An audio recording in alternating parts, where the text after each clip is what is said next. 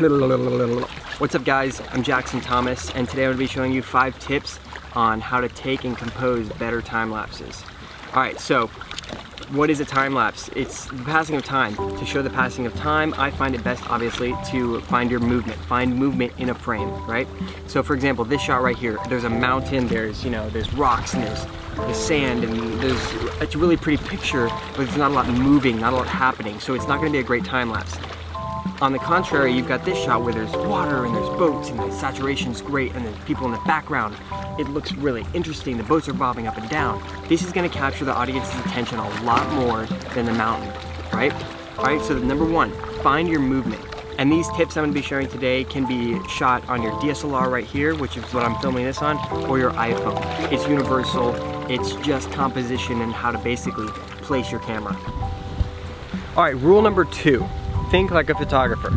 I mean, in a sense, time lapses are just a series of pictures and then put together to make one big long clip, right? So when you're setting up a shot, may as well think like a photographer. Use your rule of thirds, use your depth of field, use your foreground, background, midground. Cropping, is that gonna look weird in post? Is it gonna look right? Is it gonna feel right? Would you post it to something? Would you post it on Instagram? I kind of always think about that. Would I post this on Instagram? Does this look like a shot I would post on Instagram? And I have a high standard for my Instagram, so that leaves me with a high standard for my time lapses as well. Now you may not use Instagram, whatever it is, just think like a photographer. Think in the sense of quality content, quality picture taking, and then that'll make your time lapse just that much stronger, just that much better, and you're gonna stand out. Number 3 is zoom with your feet. Now, there's a couple reasons why you should always zoom with your feet, not with your lens. You'll get closer to the action. If your shot is kind of far away from the action and you're not very close to it, you can just move forward.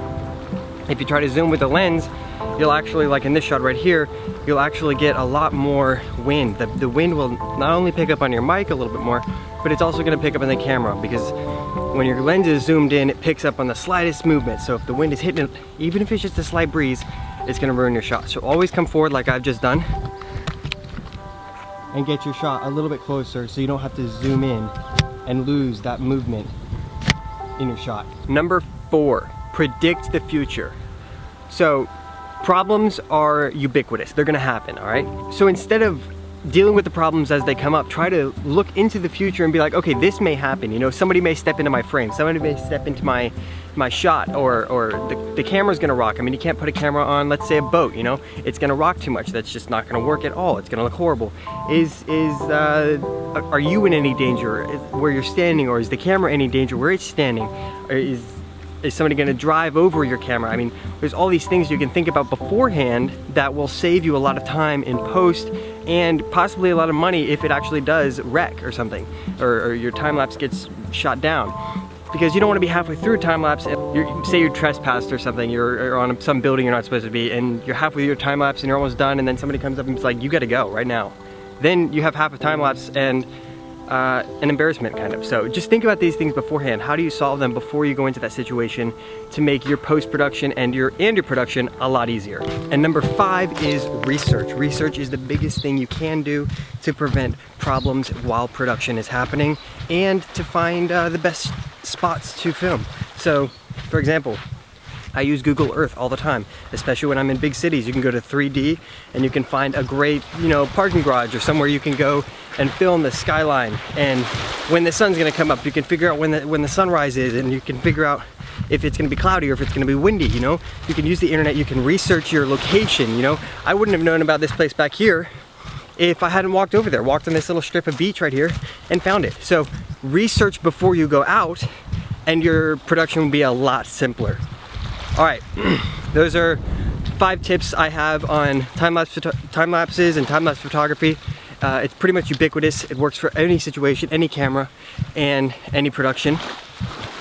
There's a lot more, of course there's a lot more. And there's a lot more things, settings-wise, I'm gonna get into next week. If you wanna see that, subscribe down below. If it's already out, it's probably in the description, so just check it out. I hope you guys find that helpful. I hope you learned something new. If you did, please give me a like and let me know. If you didn't, and if you think I can do something better, give me a comment, shoot it down below.